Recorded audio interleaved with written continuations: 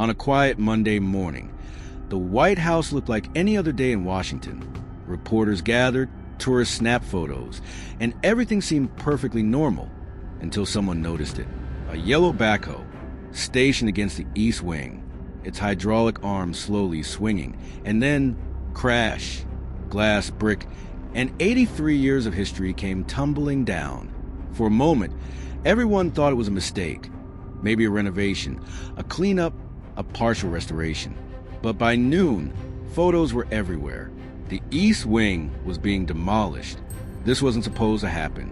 In fact, the president himself had said, on record, that it wouldn't happen. So why did the White House suddenly decide to tear down one of its most historic wings? And what exactly was being built in its place? Tonight, we investigate the story behind the demolition, the story of power, secrecy, and the quiet rewriting of American history. It all began with a single photograph, snapped from the window of the Treasury Department by journalist Chris Geidner. The image showed 3 lonely walls of the East Wing, still standing, surrounded by dust and scaffolding. Everything else gone. By the time the photo hit X, formerly Twitter, it was too late. The demolition wasn't planned. It was already in progress. At first, the White House offered no comment. Press Secretary Caroline Leavitt brushed off questions, calling it routine modernization. But then the president spoke. It was never thought of as being much, he said. The second story was not particularly nice. We determined that really knocking it down was the best course of action. Here's the thing. Just months earlier, Donald Trump had promised, in front of cameras, that the East Wing would not be touched. The plan, he said, was to construct a $250 million privately funded ballroom, a space for official dinners, donor galas, and international events. He even described it as near the White House, but not touching it. That's what donors were told. That's what the media reported. That's what the American people believed. But on Monday morning, that backhoe made it clear something had changed, and nobody was told. Later, during a meeting with NATO Secretary General Mark Rutte, a reporter dared to ask the question directly. Mr. President, why was the East Wing demolished without public notice? Trump leaned back, visibly irritated. I haven't been transparent? Really? I've shown this to everybody who would listen, he said. Third-grade reporters didn't see it because they didn't look. You're a third-grade reporter. He held up glossy photos of a new ballroom, all gold trim and chandeliers, and gestured toward a white architectural model. To do it properly, he explained, we had to take down the existing structure. The way it was shown, it looked like we were touching the White House. We don't touch the White House. Trump insisted there was no danger to the White House itself. He said the East Wing was just a bridge, a connector between the main residence and the new ballroom. But here's where the story takes a darker turn. That bridge wasn't just an architectural one. It was bureaucratic. According to East Wing magazine, former staffers from both Republican and Democratic administrations had already written to the National Capital Planning Commission, or NCPC, trying to stop the project. Their argument? The East Wing was a protected structure. Any alteration requires federal oversight. But there was a loophole. Trump had quietly appointed Will Scharf, his former staff secretary, to lead the NCPC. And Scharf ruled that the commission had no authority over demolitions, only construction. Meaning, Trump could destroy the building first and only seek approval for what came after. This wasn't modernization. This was manipulation. 1 week before the demolition began, Trump hosted a dinner for ballroom donors inside the East Room. It was a glittering event, crystal, champagne, soft jazz. But then came the moment no one expected. Trump pulled back the gold curtains behind him, revealing construction site outside the East Wing. It will be demolished, he said. Everything out there is coming down, and it will be replaced by the most beautiful ballroom. Gasps filled the room. Some guests applauded. Others whispered to aides. A few attendees, particularly those tied to preservation committees, later said they thought he was joking. He wasn't. The next morning, bulldozers rolled in. The demolition came at a strange time. The government was partially shut down. Thousands of federal workers were going without pay. And yet, in the middle of this, A $250 million private construction was taking place on federal grounds. The optics were terrible. Democratic strategist Neera Tanden called it a potential game changer, sharing polling data that showed Democrats pulling ahead in Virginia. Even conservative voices, like Byron York of the Washington Examiner, criticized the lack of transparency. The president needs to tell the public now what he's doing with the East Wing, York wrote, and then tell the public why he didn't tell them before he started doing it. But still, the demolition continued. By Tuesday, the White House was on the defensive. Reporters received a press release titled, "Unhinged Leftists and Their Fake News Allies." It accused critics of manufacturing outrage and called the project a modernization in the proud tradition of White House renovation since 1902. Attached to the email were historical photos, black and white images showing bulldozers during Teddy Roosevelt's renovation, construction scaffolding during Truman's era, and even the West Wing rebuilds. The message was clear: this isn't new. Presidents have done this before. But that argument ignored one crucial fact. None of those renovations involved demolishing an entire wing of the White House, and none were done under a veil of secrecy. So why the cover-up? Why the rush? And most importantly, what was so important about that ballroom that it justified destroying a national landmark? According to several leaked emails obtained by the Washington Post, the demolition was initially submitted to city authorities as a non-structural modification. Translation: minor repairs. But when the actual demolition began, D.C. preservation officials said they had no record of approval for such extensive work. A White House insider, whose identity remains protected, told Reuters that the architectural study cited by Trump had never been reviewed by the Historical Preservation Office. And here's where it gets unsettling. The contractors working on the site weren't the usual federal partners. They were private firms tied to the ballroom's donor network. This wasn't just a renovation. It was a private operation on public grounds. And as the rubble piled higher, so did the questions. Architectural experts across the country began raising alarms. One, Dr. Helen Markowitz, a preservation scholar at Georgetown, called the most aggressive dismantling of presidential architecture since Truman. Another, Peter Lane, noted something strange about the renderings. The proportions are wrong, he said. The ballroom connects not just to the East Wing footprint, but beneath it, as if there's a lower-level addition no one's talking about. A lower level. Sub-basement construction wasn't listed in any of the official documents, but drone footage later released by residents showed digging deeper than expected, at least 2 floors down. What were they building under there? And why hide it? Over the next 48 hours, the press pressed harder. Was the White House demolishing historical archives? Were any staff displaced? Who was paying for it? The official answer was always the same: privately funded, no taxpayer burden. But when journalists requested the donor list, they hit a wall. The donations, it turned out, flowed through a private foundation, the American Legacy Fund, formed just 6 months prior. The fund's board members, all high-value Trump donors, several with ties to real estate, defense, and casino construction. That was when journalists realized the ballroom might be more than a ballroom. This wasn't just about aesthetics.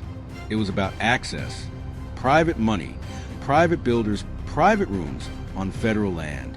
And once built, those private spaces wouldn't necessarily be subject to the same transparency or visitor logs as official White House property. In other words, a private event space inside a public institution, shielded from oversight.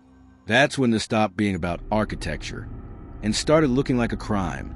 By the end of that week, the East Wing was gone, bulldozed to dust, replaced by scaffolding and rebar. But the real story was only beginning. Behind the shimmering promise of a new ballroom lay a web of influence, deception, and power, one that reached far deeper than anyone could have imagined. By Friday morning, the East Wing was gone.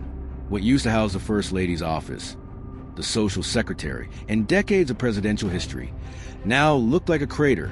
The last pieces of stone were loaded onto trucks marked with the logo Heritage Development Group, a company that few had ever heard of. And yet, within a week, That same company was revealed to have received $47 million in advance consulting fees from the American Legacy Fund, the private foundation bankrolling the ballroom. Except the money didn't stop there. Tracing those payments would reveal something even stranger and much darker. Investigative journalists from Reuters and ProPublica began digging into the foundation's filings. On paper, it was created to support historic preservation and American cultural heritage. But almost 80% of its expenditures went to 3 construction firms, all with ties to Trump-aligned developers in Florida and Dubai. When the journalists followed the paper trail, they found overlapping directors and shared addresses, suggesting the same small circle of individuals controlled both the donors and the contractors. In other words, the funders were paying themselves. It didn't take long for whispers to start. Was the East Wing demolition a cover for a money laundering operation disguised as presidential modernization? Federal authorities didn't comment, but financial watchdog groups did. Transparency International released a statement calling the entire project a black hole of accountability. And yet, when pressed, the White House doubled down. In a tense press briefing, Press Secretary Leavitt said, "Every dollar is privately funded and fully legal. The ballroom is a gift to the American people. But if it was a gift, why was it so secret?" Then came the footage. A maintenance worker at the Treasury Annex, filming from a window late one night, captured something unusual. Floodlights illuminated the pit where the East Wing once stood. And in the glow, you could see workers descending on scaffolding, not building upward but down. The camera panned across 2, maybe 3 floors below surface level. Large cylindrical columns, concrete poured into reinforced rebar frames. This was no simple ballroom foundation. Architects later confirmed the structural design didn't match the ballroom plans at all. The floor spacing, the materials, and even the acoustic dampening indicated something closer to a bunker than a ballroom. The White House refused to comment. When reporters asked, officials brushed it off as support infrastructure and climate control substructure. But independent engineers disagreed. One, speaking anonymously to NBC News, said, "That's not HVAC. That's occupancy-rated construction. You're not putting air handlers in reinforced rooms with emergency exit shafts." If true, it suggested that beneath the future ballroom was a hidden facility, purpose unknown. Then something else went missing. Former archivists reported that, before demolition, several crates of East Wing documents were quietly removed. These weren't classified state files. They were historical archives, visitor records, letters from first ladies, original furnishing inventories, even photo negatives from the 1960s. They vanished from the National Archives system the week before the demolition. When asked, officials said materials were transferred to temporary storage for preservation. But there's no record of where that storage is or who authorized it. One former White House staffer, who requested anonymity, told Politico those boxes were labeled cultural assets, whole for ball. That's not a government term. That's not even an archival tag. Someone made those labels internally. Ball, as in ballroom. Could those archives have been moved underground? If so, why? And what else was moved with them? 3 weeks later, an internal NCPC memo leaked to the press. It was short, just 7 paragraphs, but one sentence stood out. Project Meridian has been granted provisional exemption status under Executive Order 14097. Project Meridian. That phrase had never appeared in any official press materials. No public record, no explanation. But according to the memo, it was a code name for the ballroom project. The order cited, Executive Order 14097, allowed certain national security or diplomatic facilities to bypass local construction oversight, meaning whatever was being built under the East Wing wasn't just a ballroom. It had been officially reclassified as national security infrastructure. 2 months after the demolition, a man identifying himself as a former contractor on the site came forward. He agreed to speak on camera with his identity hidden. He described weeks of night shifts, non-disclosure agreements, and military-grade communication protocols. "We weren't allowed to bring phones," he said. "They checked our trucks, our bags, everything. We poured reinforced concrete around rooms we were never allowed to enter. I only saw them once, the people who worked inside. Black suits, no badges. He claimed that at least part of the underground structure included data conduits running directly toward the executive residence. They called it the bridge network, said it was for secure event operations. But it looked like comms infrastructure, heavy shielding, fiber trunks, server bays. When asked what he thought it was for, the man paused. "You don't build that kind of room for dancing," he said. "You build it for control." By the following spring, the new structure was nearly complete. The White House released official photos of Trump touring the ballroom complex, describing it as a stunning addition to America's most historic residence. The images showed marble floors, chandeliers, and enormous gold-trimmed columns, but notably, none showed the lower levels. When a Reuters photographer asked permission to capture wide shots, the request was denied for security reasons. Meanwhile, the White House posted glowing statements on social media. The new East Wing Ballroom will host cultural events, global summits, and state celebrations for decades to come. Public outrage had begun to fade, but inside Washington, unease was growing. Senators on both sides began asking questions about how the project was funded and whether the classification of Project Meridian had effectively concealed public records. The administration's response? Total silence. In June, a bipartisan subcommittee convened to review the East Wing construction process.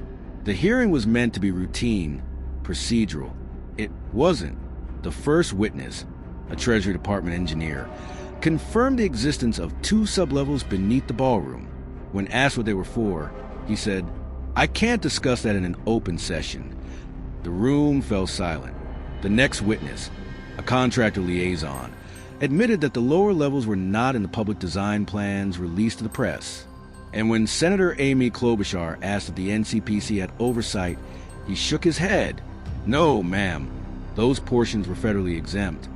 For a moment, the truth hung in the air. Something was built under the White House, outside of civilian oversight, funded by private donors, hidden behind a ballroom facade, and no one was stopping it. By fall, the ballroom was complete. The grand opening was broadcast live. Celebrities, politicians, and media elites walked the carpet. Trump stood before the crowd, beaming. "We built the most beautiful ballroom in the world," he said, a tribute to America's greatness. Applause echoed through the marble hall. But beneath the chandeliers, not everything sparkled. A White House staffer later reported strange vibrations during the event, a low mechanical hum coming from below. When she mentioned it to security, they brushed it off as cooling systems.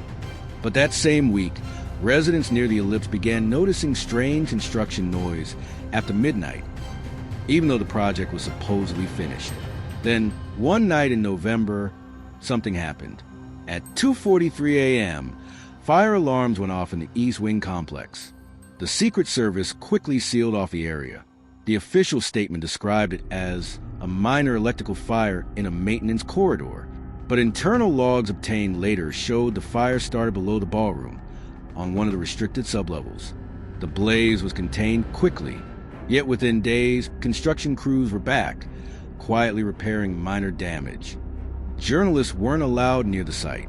When Reuters requested the incident report, it was denied on national security grounds. Whatever caught fire down there wasn't supposed to exist. Months later, the same anonymous contractor reached out again. This time, he wasn't alone. Two additional former workers confirmed his story and added more. They claimed the underground facility wasn't just a bunker or communications hub. It included a sealed chamber, codenamed Meridian Room. One worker described it as a command gallery. Rows of terminals and screens installed months before the ballroom's debut. Another said the wiring ran straight toward the executive residence, but through conduits not listed in any schematic. "They told us not to ask questions," he said, "but we saw the plans. Whatever's in that room, it connects directly to the heart of the White House." That raised one haunting question. What was the Meridian Room really for? A week after going public, one of the whistleblowers vanished. According to police reports, his truck was found abandoned near the Potomac. His phone and wallet were still inside. No foul play was confirmed, but his colleague said he'd been nervous, convinced he was being followed. Authorities later described it as a voluntary disappearance. But skeptics weren't so sure. Online, conspiracy forums erupted. Was the East Wing project tied to something bigger? Something worth silencing people over? Most dismissed it as speculation, but the timing was chilling. In the month that followed, traces of the East Wing's original design vanished from official records. Archived White House floor plans were quietly updated, removing the East Wing entirely and labeling the area Ballroom Complex. Even the National Archives database began returning broken links for past East Wing documents. It was as if the building had never existed. Journalists who tried to file Freedom of Information requests found their submissions bounced with the message: this information is classified under a national security directive. Classified for a ballroom. By late the next year, the American Legacy Fund quietly dissolved. Its assets were absorbed into a new entity, Patriot Heritage Group LLC. The address? Same as the original. Same directors. Different name. Financial filings indicated over $312 million in total receipts. Far more than the announced $250 million project cost. Where did the extra money go? No one knows. But according to experts, it may have been funneled into maintaining classified facilities under ongoing operational control. Meaning, the project never really ended. Today, the East Wing Ballroom stands complete. Gleaming white marble, golden accents, rows of flags. Tourists can see it from the south lawn, but no one is allowed inside. Officially, it's closed for security calibration. Unofficially, no one knows what's happening beneath it. Was it a vanity project gone too far? A misuse of private funding? Or something far more deliberate? A way to build a secret facility under the guise of art and culture? Every administration leaves its mark, but few erase history to make room for it. The East Wing stood for nearly a century, built to serve the First Ladies and the cultural heart of the presidency. Now, its legacy lies beneath layers of concrete, steel, and silence. In the years since, rumors continue. Some say the Meridian Room houses secure diplomatic communications, a modern bunker for continuity of government. Others believe it a private intelligence hub, built to operate independently of standard oversight. And then there are the whispers that it was constructed for something entirely different. A digital command center monitoring communications across agencies under private control. There's no proof, no records, no confirmation. Just one undeniable truth. A building that wasn't supposed to be touched was demolished. A new one rose in its place, with walls too thick and answers too thin. And whether it's power, secrecy, or something more, whatever's buried beneath that ballroom, it isn't meant to be found. Project Meridian, official status, classified. Oversight, exempt. Purpose, unknown. In Washington, stories fade fast. Buildings rise and fall. But some constructions are meant to last forever. And sometimes the most beautiful rooms hide the darkest truths.